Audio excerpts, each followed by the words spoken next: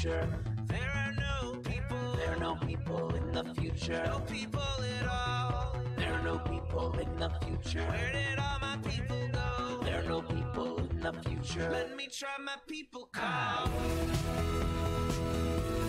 Where are all my people?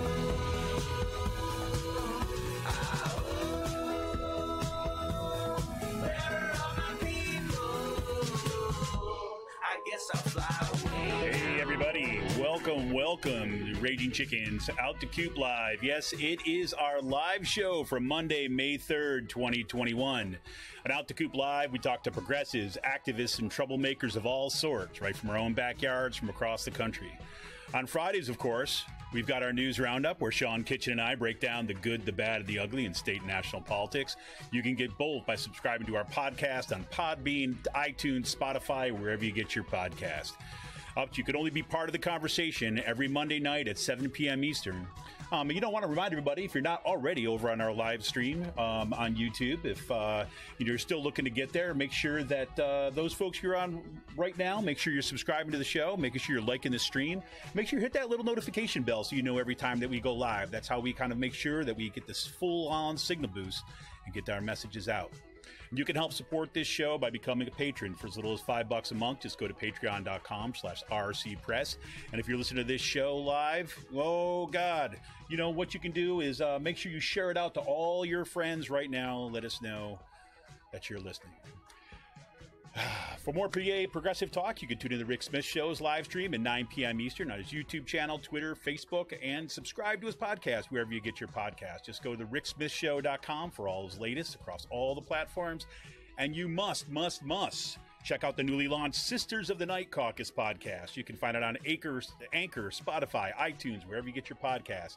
The amazing PA women stirring the political cauldron behind this podcast rock the house, and they know where the bodies are buried. Spooky, right? So make sure to give them a follow on @the_Night Caucus. That's @the_Night Caucus on Twitter. And attention gamers, the Game In. That's Game In with two N's. The Game In is a Quakertown-based black family-owned gaming store. They're friends of the show, actually the family of one of my son's best friends. That's why we get the shout out right here on this show. And they've got everything from retro N64s, the latest consoles, video games for all platforms, loads of collectibles, action figures, Funko Pops, and kids get a discount with every A at the report card. Check them out on their Facebook page. Follow them on Twitter at @thegamein. Got a question about a game, look for something hard to get, shoot them a message, drop them an email at thegameinpa@gmail.com. Check out all their stuff at thegamein.com. And a special shout out once again to Jonathan Mann. That's Man with two N's. We're in the two N's scope right here. Who wrote our intro song, There Are No People in the Future. Check out all his great stuff on his YouTube page and follow him on Twitter at @SongADayMan. That's with two N's, @SongADayMan on Twitter. Well, I've been looking forward to this show now for a while. So on tonight's show, I welcome to the show Joshua Boaz Pribanic. Did I get that right, Pribanic? Oh, that's right, Pribanic. Hey, how about that? Nailed it. Must be from Pennsylvania. Yeah, exactly. He is the co-creator and co-director of the Rights of Nature documentary, The Invisible Hand. Invisible Hand has been called a paradigm-shifting documentary about the struggle for the recognition of the rights of nature, quite possibly a defining battle of our times where nature democracy face off in rural America.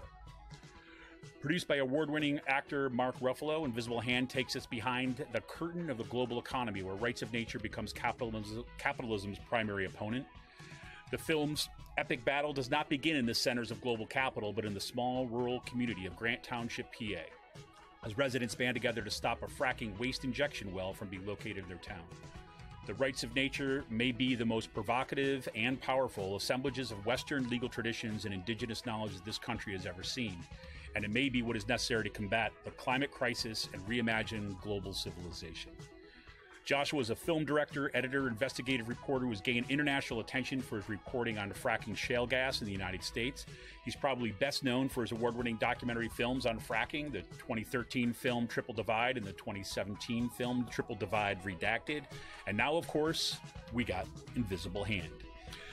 Joshua is also the co-founder of the investigative journalism nonprofit Public Herald, where he serves as editor-in-chief. Public Herald has been cited in over 200 publications, including The New Yorker, Mother Jones, Rolling Stone, and The New York Times. Joshua, welcome to the show. Kevin, Good to be here. Thanks for having me. Oh man, I can't tell you. Well, no, I should give a shout out for people who are wondering. Originally, Joshua's co-creator, co-director Melissa Troutman was going to join us tonight, but something came up shortly before the show. She wasn't able to make it.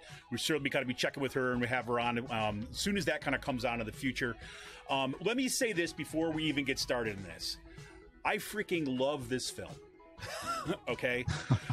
I have talked about it like probably just about every week that we've been touching upon issues about fracking or climate crisis or the climate crisis.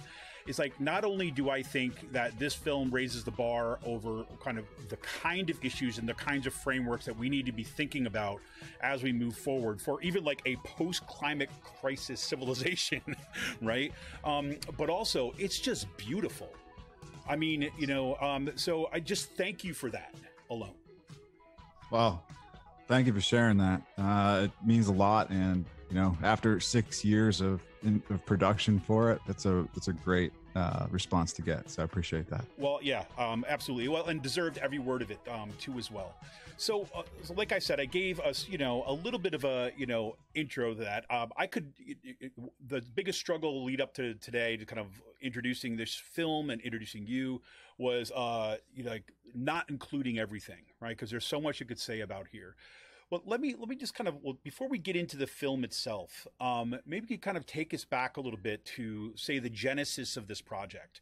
Because I know that this wasn't something to just, it kind of popped up and then, so you decided in a week you're going to make a film. But take us through a little about that journey, that what gets us to this kind of rights of nature, the documentary, and then eventually what we see here in Grant Township. Yeah. I think it's different for most folks, the way that they get introduced to rights of nature. For me, it was struggling in college with these ideas that they had with environmental science, or ideas that they had in philosophy or English literature or, biology, about how they were going to protect the environment, how we're going to have a successful economy, and all these kinds of things. And, when you're in college, they tell you things like, Marxism is utopia and blah, blah, blah. But they don't really talk about how capitalism is a utopia. Right. You read the books on capitalism, and you read Milton Friedman and everything that they've done, which I did. And you find out pretty quickly that this is a fantasy. The ideas on human nature, the ideas on profit, and the ideas on invisible hand and what that means.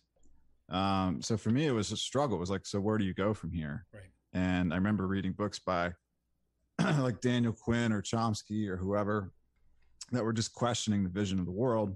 And it led me into this organic realm of rights of nature.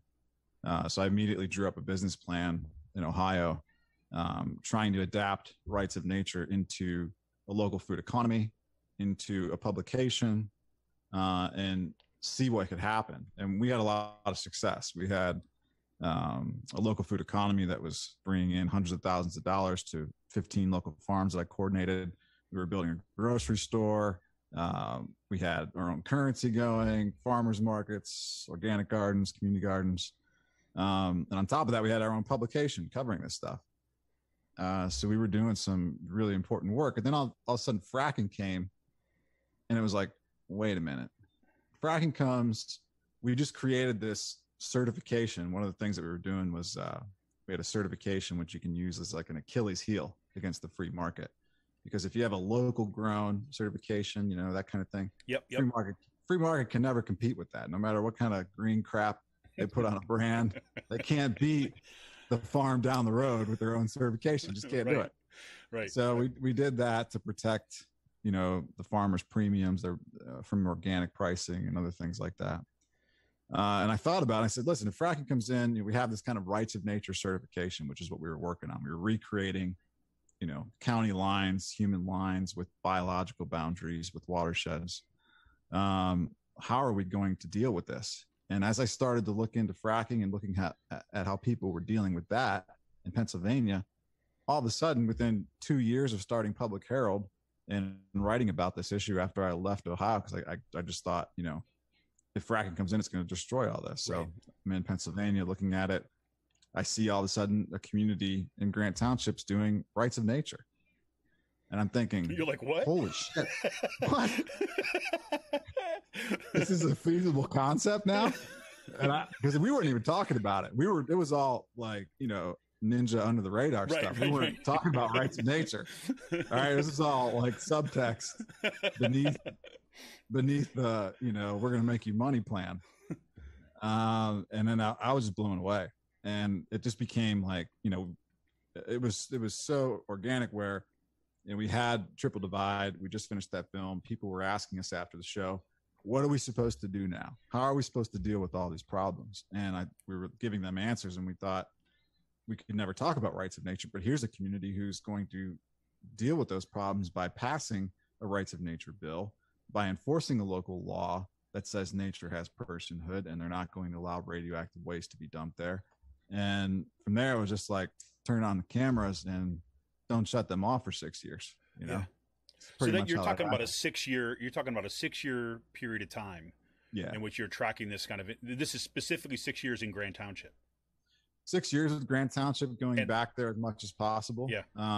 Filming nature there, filming the Little Mahoning watershed, and then asking these questions abroad.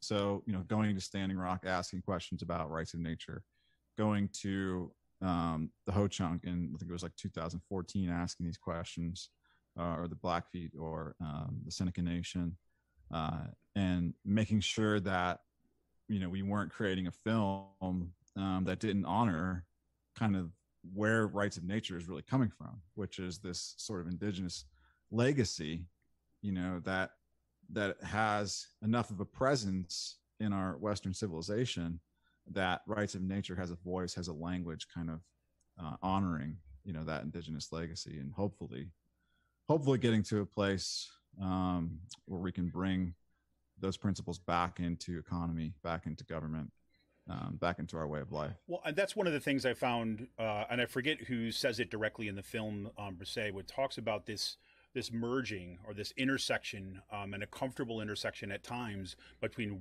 Western legal traditions, right, and indigenous knowledges, but that kind of emerging in this, in some ways organically, in some ways of like almost like a puzzle. How do we actually translate some of these things into a kind of a legal concept that allows us to assert these rights, that have it, like just exactly as you said, that are ancient, right, in terms of the way that we think about kind of respecting the earth. But of course, Western legal traditions aren't exactly set up to honor those from the beginning. So you're dealing with kind of whole sets of constructs of private property, about appropriation, and even as the film kind of discusses, like our relationships to, like, Western assumptions about what a relationship is to the planet, right?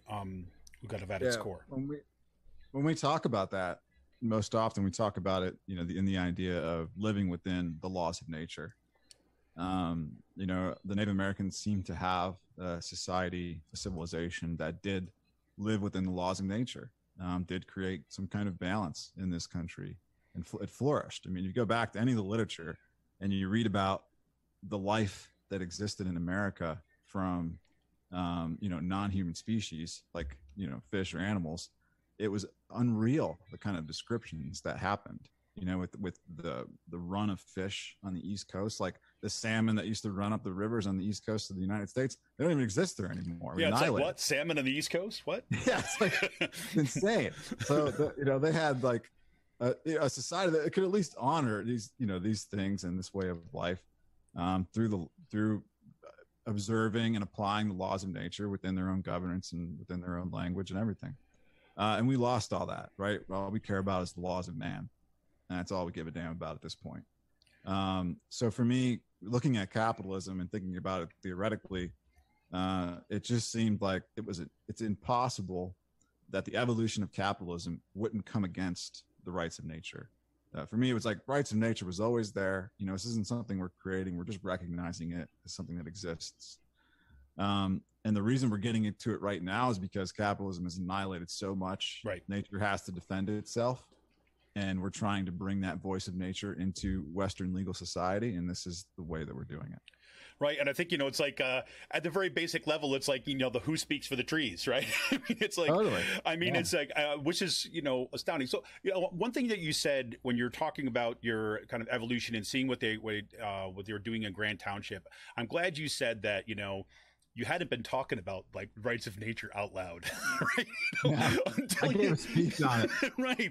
I gave a speech on it in 2010 at college, thinking that, you know, we would have a discussion, and professors and people were looking at me like I was talking sci-fi. Okay, so I was just like, thank you for saying that. It was in college, 2010. Yeah, exactly. And I could imagine that experience because, frankly, you know, when I talked to, you know, Chad Nicholson from CellDef kind of a few weeks back, and kind of looking at this current Grant Township from kind of that angle of things, and of course he's featured in your film too as well. Yeah, he's a star now. Chad's a star. Yeah, I asked him what it's like to be a movie star, and he was very uncomfortable with the moniker.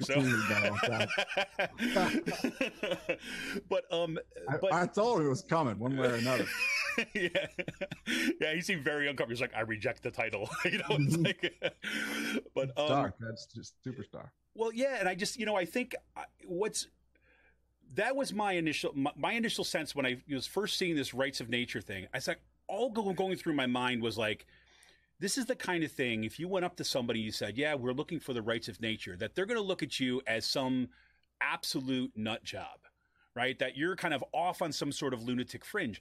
But it's really not that big of a jump, right? I mean, this is what I think the film shows so dramatically in Grant Township. I mean, Grant Township isn't some sort of like, you know, leftover hippie communist commune, you know, that was decided to survive over the years. I mean, these are just kind of like people living their lives trying to kind of like protect what little they have, right? And then this makes 100% sense to them, right? Mm-hmm. Absolutely. Yeah, that's for me, one of the most interesting things about the film. One of the things that captures me the most is that you're introducing this concept to a community who would, under any kind of academic circumstances, be thought to reject the idea, right? I mean, you wouldn't go and approach this theory in a college and expect people to think that, you know, Grant Township would accept rights of nature and pass it into a law. The same town that voted for Trump both times in the election, you know, not traditionally what you would expect to see as having the most important environmental protections in the state of Pennsylvania.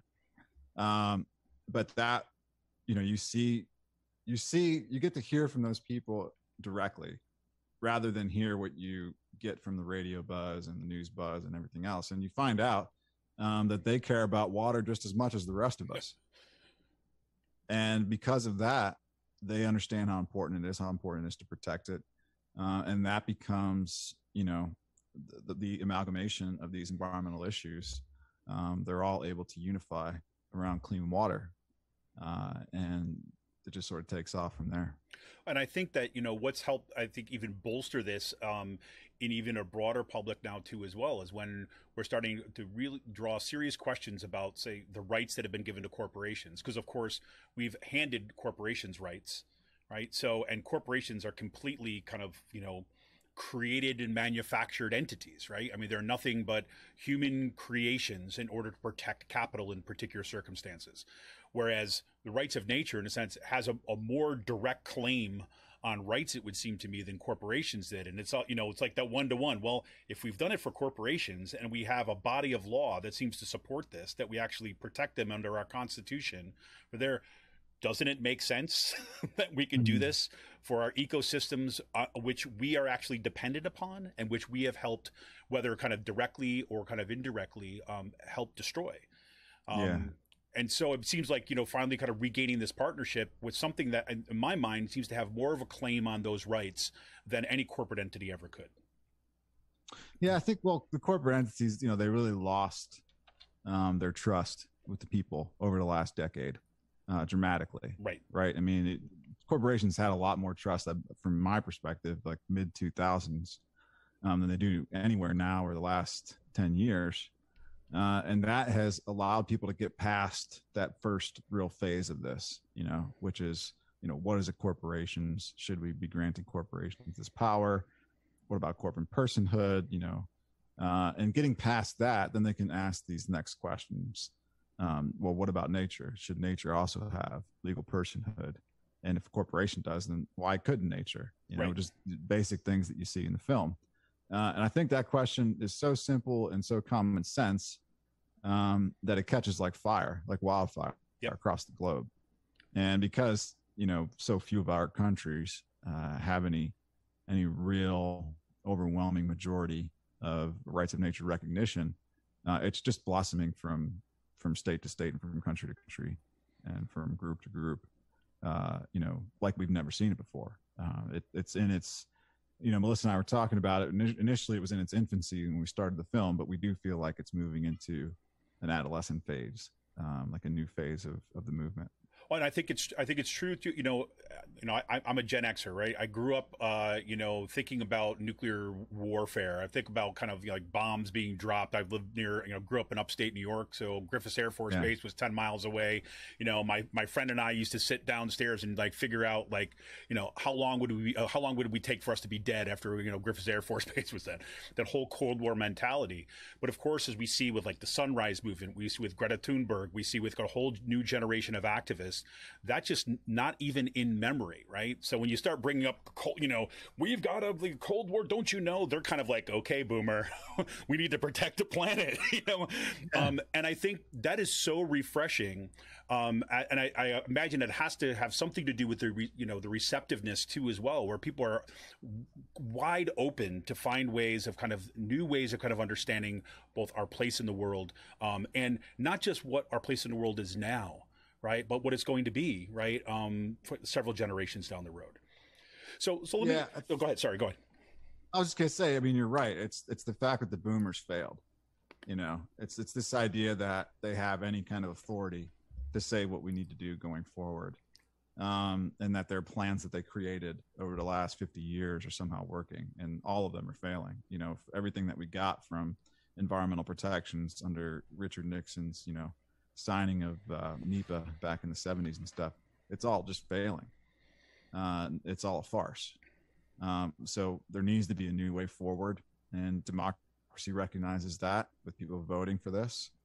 The economy recognizes that because it can't get away from having to put nature in the decision-making process because it's eliminated so much of it and exploited it so badly. And more and more and more, the recognition of this reality that we need to live within the laws of nature, that we need to give nature personhood, is becoming common sense. And corporations are running scared. So, I mean, they're running scared, trying to pass new bills everywhere right now. 100%.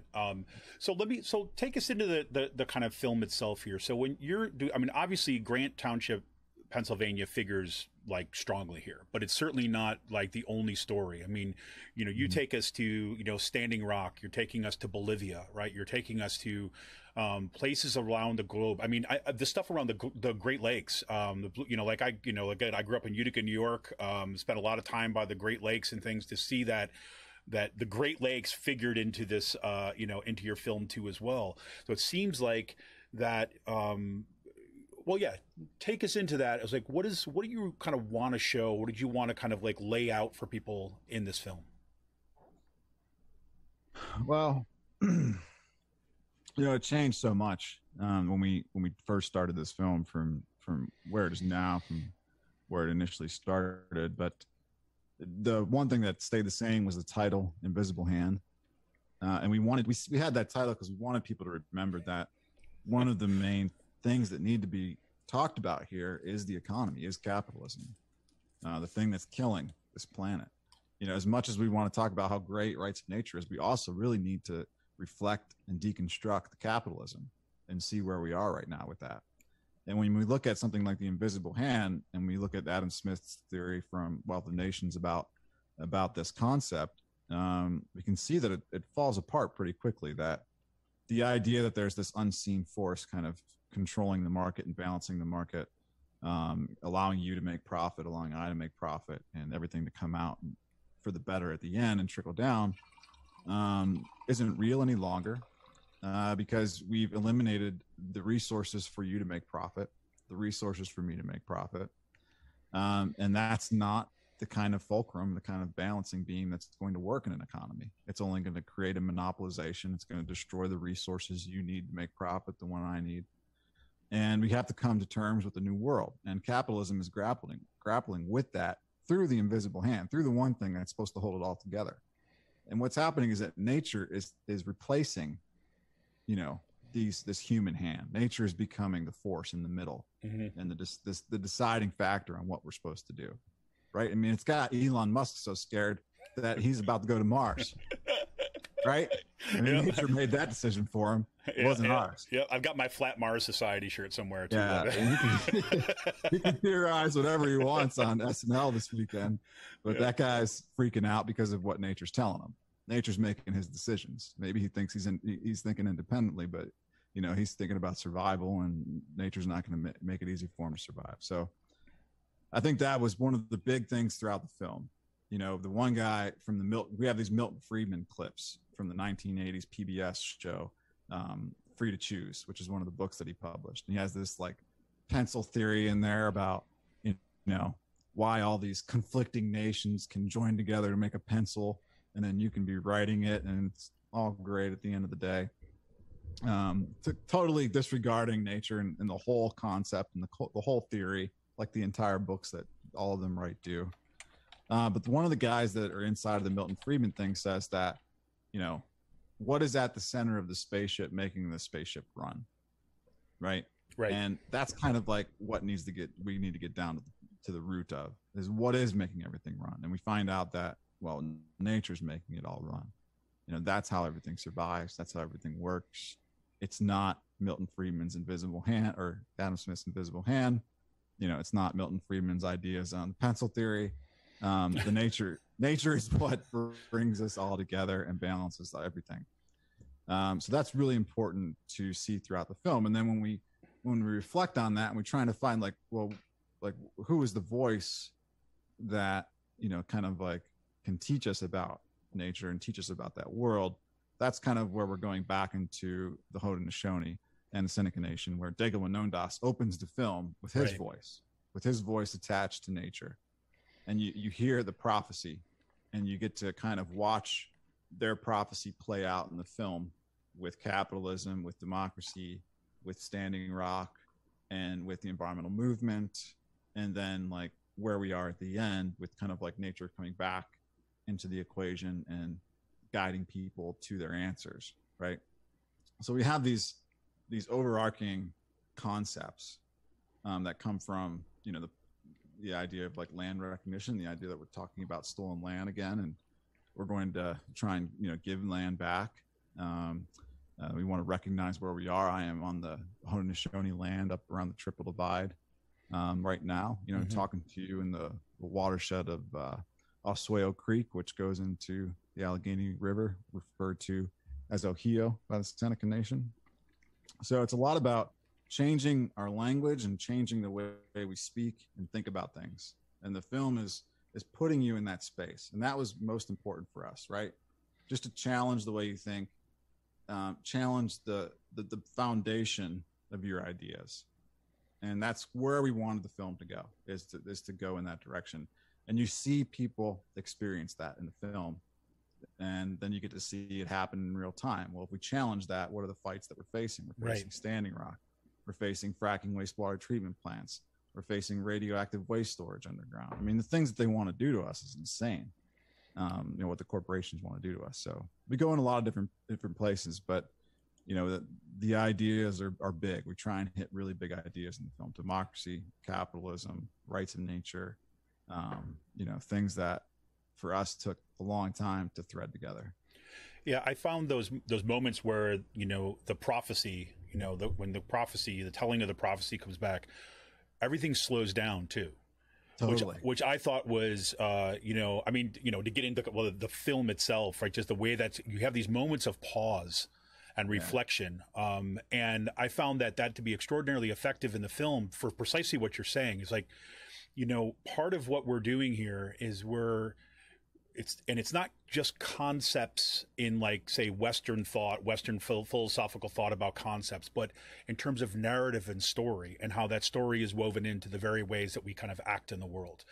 And I thought that with, you know, that coupled with, you know, the, you know, pencil theory from Milton Friedman, just shows you, in a sense, how fabricated that story is, right? Yeah. On his part. But then it gives us the space, right, as a viewer, at least I certainly felt this, right, gave me the space as a viewer to pause and kind of let that narrative sink in. Let that prophecy sink in as kind of like, what does this actually really mean? And I thought that was very effective and let it unfold over the course of the film instead of saying, okay, now in this segment, we're going to go hear about this prophecy, right? But we're asked to actually grapple with that narrative in a way that was felt, say, inclusive, right? And saying this is a story for all of us, right? This is not just going to import this, but we want to spend time here, right? And think about what this means in going forward.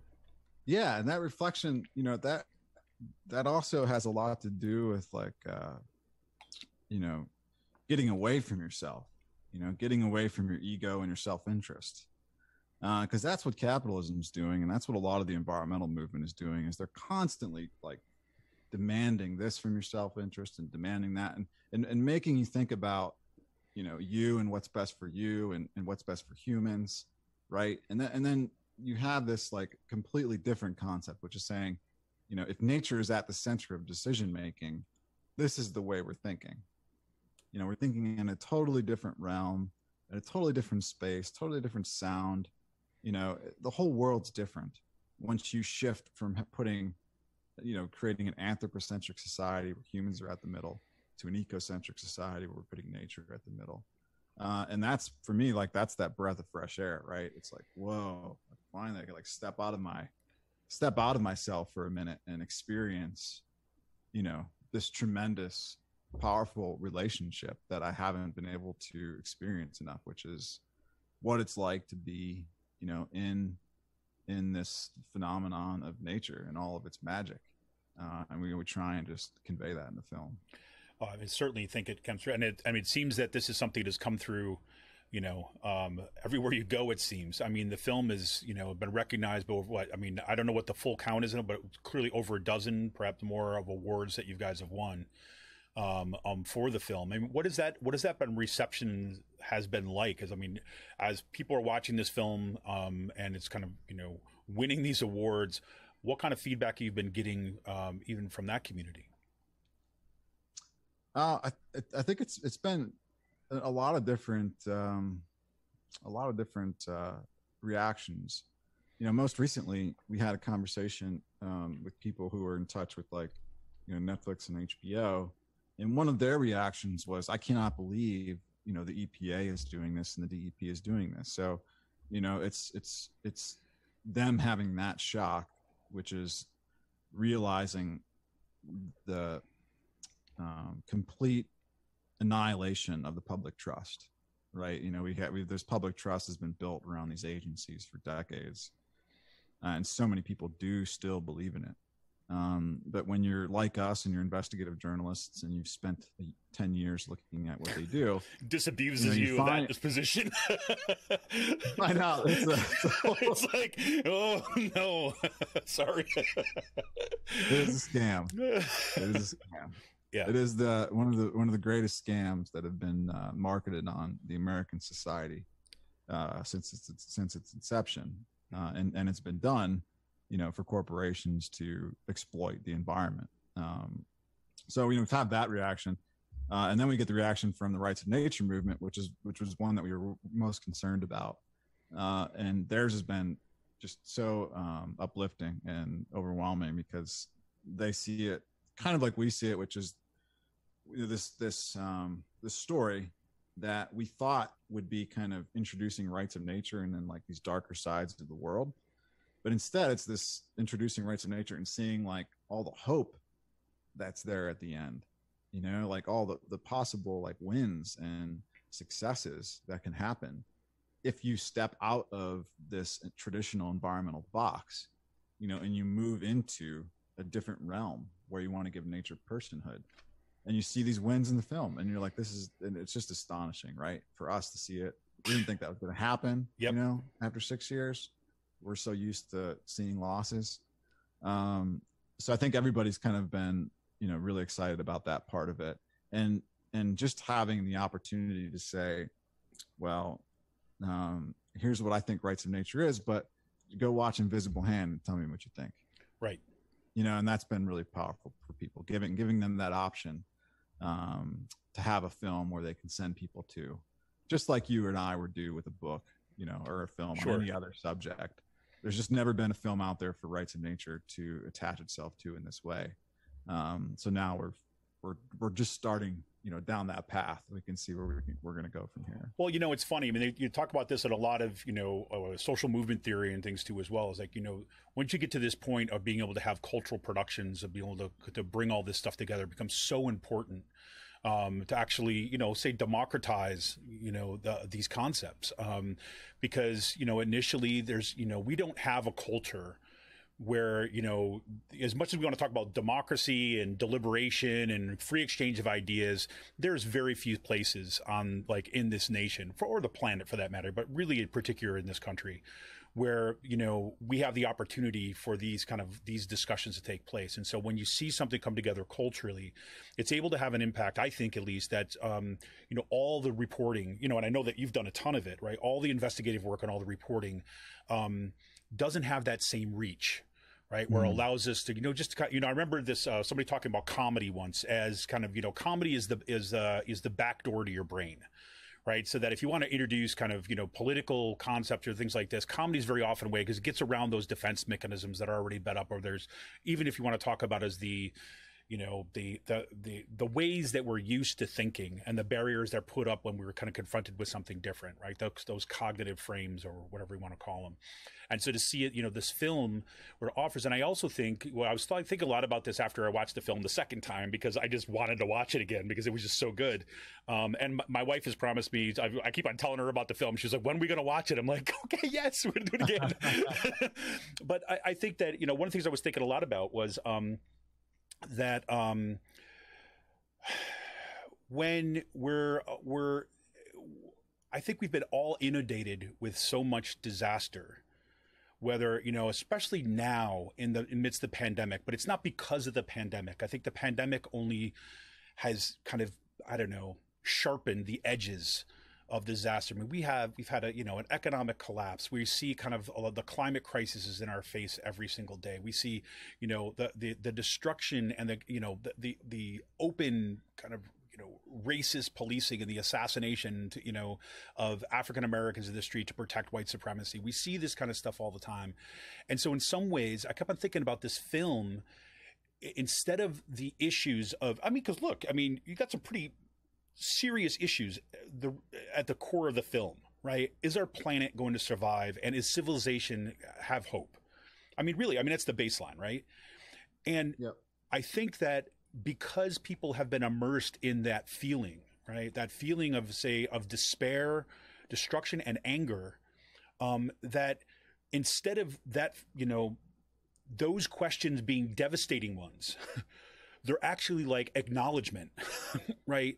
Yes, these things are real, and I feel it too. So there was this moment, I felt at least, of kind of like being together in the film, right? And then being able to take us in a different direction where we saw glimmers of hope, you know? And I that's kind of really the way, if I had to talk about and this is, I've been fumbling with ways of putting that into words in multiple conversations that I've had with people at the film, but that's the kind of the way I keep on trying to frame what I walk away with, right? Because when I tell people, look, you know, we talk about climate change, they're like, oh God, another disaster film. I'm like, no. I mean, it's not that, right? This is not going to go, you're going to see there and you're going to feel like you have to lock yourself in a closet for a week. It's like, this is like so beautiful and hopeful despite that.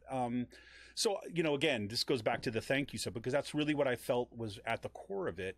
And it was able to bring it to, I don't know, such fruition in such a hopeful manner. So, well, we need to thank those people who did what they did. Totally. The people 100%. at Standing Rock, you know, who shared their story and fought that fight, and are still fighting that fight there. The people in Toledo, Ohio, you know, Marky and Tish from CellDef, who are still fighting for that lake, and the stories that they share. Stacy Long and her mother, Judy, you know, Judy Juan Chisholm is Stacy's mom in the film. And she's just an amazing defender of Mother Earth, you know, kind of just coming out of nowhere and just creating this whole culture for rights of nature in Grant Township by knocking on doors and doing everything that they did. JP, stepping up and getting elected in Grant Township as supervisor, and Stacy doing as well. JP's partner, Billy becoming, one of the people who helped coordinate and network and communicate with everybody in the community. I mean, you begin to like live this life with them, and you relate so much to their struggle, that you do feel part of them. In the film, I remember I was like tearing up every time I had to do Stacy's part at the end, where she was like crying about, how thankful she was that everybody was there for them in court, and they all stood outside of the court afterwards. And it was just a powerful moment to kind of, even watching it, like, 30 times, it still would get me. Yeah. And then just to come back to like the core of that, and the core of that being, our connection to nature, and that being best represented through civilizations like the Seneca Nation of Indians or the Haudenosaunee Prophecy. I mean, they're the ones to turn to for these answers, and to have them, at the end of the film to help kind of like guide us down that road. Yeah, like we were really happy with what happened there. So I hope people who are watching get to go see it, because there's just, especially if you're in PA, there's so many shots from Pennsylvania. Oh my God, yeah. Yeah, well, there's a ton of footage from PA. Absolutely. And, you can check out you can check out this film. You can check out all the information about it. You go to invisiblehandfilm.com. You go to invisiblehandfilm.com. You can rent it. You can buy it, as I did. Right? You can become, I want to talk about Public Herald in a second, but you can become a patron of Public Herald and kind of all the work that they're doing kind of over there. But please do, seriously, definitely make sure that you see this. And, I've been saying that hopefully, I'm back on campus at Kutztown University in the fall. I'm going to be searching out folks. I know I've got a good community of folks. See if we can kind of put together kind of some showings and some showing of the films that we can make sure that right here and say, right in this area and everywhere across Pennsylvania, for that matter, gets to see this film, because it's absolutely critical. So to remind you, you can actually support this show right now. You can become a patron for as little as $5 a month. Go to patreon.com/RC Press. Make sure, if you're watching us on YouTube right now, make sure you hit that subscribe button. Make sure you like this stream, and make sure you hit that little bell to remind you every time that we go live. The more that we can broadcast out and give a signal boost to everyone that we have on this program, the better. And if you got any we're running up on, we're getting kind of close to time here. So if anybody does have any questions or any kind of comments you want to throw in the YouTube chat, please let me know and I'll relay them and we'll bring it up here. Let me ask you this as kind of, I mean, I don't want to feel like we're kind of turning a corner, like a 90-degree angle. It's like, okay, now let's talk about this.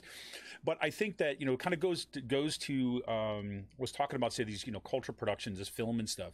But I do want to kind of give a shout out and a little space here to what you're doing at Public Herald. I mean, I think the role, of, say, investigative kind of independent media that's doing this kind of work, number one, it's a struggle to find people who are able to sustain that work. So to see what you're doing at Public Herald and to see the kind of work that you've been able to do over time is just astonishing. And to see these films kind of come out of that space too as well is pretty remarkable. So can you talk a little bit about, say, Public Herald and kind of like what you're doing with that space, right? And how you're even freaking surviving at this point. First rule at Public Herald is we don't talk about Public Herald.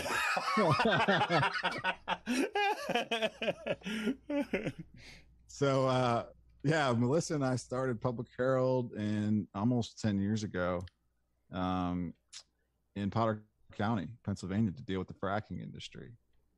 It was, I had come here looking at the situation, realizing how dangerous it was. I had a background with an environmental firm, so I understood soil testing, water testing, brownfield, Superfund site remediation, how to do a lab analysis and review those results, how to find the records, right? That's really what it boils down to. And that's what Public Herald became. We became like your worst nightmare for record collection. We spent more time in DEP's offices collecting records than we probably did sleeping in our own homes in some cases. We started to dive deep, hard, and fast. Melissa and I did, with a team of amazing people. You can find them on publicherald.org. I think /about/team, everybody who's kind of helped out in the past. And we've just been building it more and more project to project. We usually work, project based, and we keep funding that way. We have funding from quite a few public members. Patreon has been a recent revenue of support for ways that people can kind of sustain funding to our work on a monthly basis and get rewards for it, get things back. We just created these awesome Defend Nature's Rights stickers that Meg Lemire did, who also did Waterways, a really good poster. And those are available through Patreon. So you go to patreon.com/Public Herald, and you can join us through one of the tiers for $1 or $5 or something, and get access to those. And foundations have been there for us in the past. I mean, we are, we're an edgy organization. We're stepping on a lot of toes. Well, and that's exactly why I wanted to give you that spot, this in particular, a little light on this, because I mean, you're not one of these like investigative groups that is like, okay, we're doing this independent reporting and, we're going to look at both sides. I mean, this is like serious muckraking work that y'all are doing. Well, we do believe the look at both sides independent stuff is bullshit. So we're not even going to pretend that that's a reality. This idea of balanced journalism that has been that the public relations industry has infected into journalism has been another tremendous success of capitalism and where we are. I don't know if that goes back to Bernays' book on propaganda or not, but public relations has done an extremely fantastic job of destroying journalism by creating this idea of false equivalence and balance. It's not real. You don't have a story with primary sources and then all of a sudden introduce sources that have no relationship to that story in order to create a balance there, because the ending of that story is negative, right? And that's what happens with NPR all the time. Right. I mean, State Impact PA over and over again, everything they publish has to be balanced this way. If you read the last quotes in their stories, it's oftentimes from an industry person. Same thing with Post Gazette. Post Gazette fell apart. We can't get them to do any kind of hardcore reporting without soft shoeing it. We tipped them off about the Attorney General thing, and they wouldn't write about it for a year. It took them a year to actually publish about the Attorney General thing after we spoke to them about it, because they didn't want to work together. They didn't want to have a relationship, and that's what we're dealing with. We're dealing with a journalism industry that is afraid of creating hard-hitting reporting. And there's problems with conservative editorial boards. There's problems with funding controlling too much of that voice. And there's, of course, this PR problem of balance. And then the other really big issue is that, these good journalists who are doing some of the best work keep getting pushed out of the places that they're in. I mean, Glenn Greenwald, people can say what they want about him, but he's a fantastic journalist. He's done fantastic work. He never should have left The Intercept. He's one of the founding members there. And the fact that guy's gone is only going to hurt that organization. He should have been there the whole time. Or Laura Petraeus. Laura Petraeus also founded that, and she's gone. And I feel like that just, that for The Intercept not to create space for those kinds of people, it just, that sucks, because we would want to be working with a group like that, right? But now it's like, I don't know, man. You're not really hitting the right buttons there. So it's tough, because I think about it like this too. Is like I've always thought about like a good journalism outlet is one that is extraordinarily messy, right? Like I think that's hard. That's one of the hardest parts. It is messy. Yeah, we just had a conversation today about that. The fact that we can't meet deadlines because our stories are always on floating deadlines, and we're always dealing with new variables. It's just one new variable after the next. And then somebody said, I don't know, we were in a conversation last week about a new story, and they said, will State Impact cover it? And I'm thinking, no, man, they're not going to cover it. And that's just like, for some reason, folks still think like NPR covering a story makes that story a success. And that's not true. I mean, we've proven that over and over again, which is that we're doing this alone as an independent company. We have readers from all over the world, and part of that is because of how hard hitting we are, how fact based we are, how much the time that we put into these stories. I mean, 3 years, 4 years, 5 years, and the distribution. I mean, our distribution is not like other organizations. We're running Google ads. We're using all the things that corporations use to sell you their products. We're using that to try and sell the stories. You know, yeah. Google ads, social media ads, everything. And luckily, I've got a big background in that, so I know how to distribute it. So that stuff puts us into these spaces. Like southwestern Pennsylvania might never get to read about radioactivity and fracking until we start putting ads of our articles all over their Facebook channels, all over their phones, you know, and that kind of thing. So that's been one of the ways that we've been successfully able to keep momentum going at Public Herald and keep our readership up, is to have just a distribution model that's totally different from most people. Man, I love it. I'm loving it. I'll tell you that. It's and congratulations on like continuing to put out that stuff. Let me ask. We got a question here from Nick. I don't know if this is kind of when you're on. What are your thoughts on the Red New Deal? Sorry, what's that? What are your thoughts on the Red New Deal? I'm not familiar with it, to be honest with you. So I'm not familiar with it either. I think that has to do with the idea of land back, but I'm not totally sure. Just let me double check, because I remember hearing something about that, and I think that it immediately got flagged as communism, but of course it's not. It has to because do it's with, got the color red in the title. yeah, it has to do with the idea of Native Americans taking control over the voice of something like the Green New Deal. Gotcha. And implementing, you know, their ideas into it. So I think that's necessary. I feel like the Green New Deal is not strong enough at all right now. It's just a kind of capitalism 2.0, which isn't going to do much for us. We need something a hell of a lot stronger than that at this point. You know, if we want to talk about climate change, that's one thing. But if we look at the collapse of ecosystems and the ecocide that's happening, you know, hopefully something like the Red New Deal would include nature, ecocide, rights of nature throughout that whole thing, right? I mean, nature, when we scanned the Green New Deal, I think nature had appeared one time in the entire language, the word nature. So yeah, we need something different. So Red Deal, definitely. Excellent. And Nick says that he said hasn't dug in too far himself yet, but he did hear it on Democracy Now! So we'll see if we can pull up a link of that too as well. And Brian's putting a link to an article in there from Teen Vogue on it too as well. So This is cool. We'll definitely dig into that a little bit. And sounds like I've got some potential guests for some future shows coming up. To put that in. Well, listen, I know we're running up on time. I know your time is valuable, and I want to keep it too long.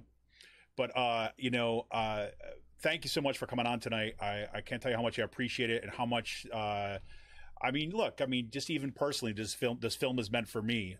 It's you know, I think coming. You know, I'll put it like this: is, you know, in the midst of a pandemic, which I've been kind of like wedded to my computer, teaching classes kind of like online. My two kids are kind of juggling online schooling and hybrid schooling to try to get through all this stuff, and then watch the sheer past 4 years of an absolute shit show, right? And then, you know, and then having to deal with the celebrations that we've got rid of Trump and everything's fine now. You know, to have this film come along and say, no, kind of like remind you, no, everybody out there has been pointing to this stuff for saying this was not just about Trump. This was not just about kind of a nice little fix that we need, but we really need something substantial. And this film really kind of came along at the right time. And I can't tell you, everybody get out there and make sure that you check out invisiblehandfilm.com. Make sure you kind of give some love over publicherald.org. You know, and anything else you want to leave everybody with tonight, Josh? Oh, no, I think he did just a great job of sharing all these important points in the film. And, you know, I think that if folks can just be mindful of putting nature, you know, at the center of your decision-making, kind of removing yourself, I feel like that's one of the most important things, and making sure that, you know, you're recognizing nature in every way possible. Going forward, if you can. You know, every day there's a chance to defend nature's rights, so go for it. 100%. Well, again, thank you so much for kind of taking time out tonight. I appreciate it so much. appreciate the film. Everybody, once again, head on over and make sure that you check out kind of invisiblehandfilm.com, and you will not be sorry, and share it with every single person that you know. Have viewing parties with as long as you get the correct license for it. Make sure. But tell your local libraries. If you're affiliated with an academic institution, make sure it's ordered in that institution. Put in your order, because this film is potentially that big and appreciate time. So Joshua, thanks again for your time, and man, I'm looking forward to everything that you're putting out in Public Herald, and I'll be watching your film once again this week with my wife. So thanks awesome, again Kevin. for that. Well, so glad to be here, man. Oh man, this is fantastic. All right, this is Kevin Mahoney, editor and founder of Raging Chicken. Want to remind you once again that you can help support the show by going to patreon.com/rcpress. Become a patron for as little as $5 a month, and make sure you kind of like subscribe to this channel. Make sure you like this show, and make sure you hit that little bell so you know every time we go live. We'll talk to you all soon. See ya.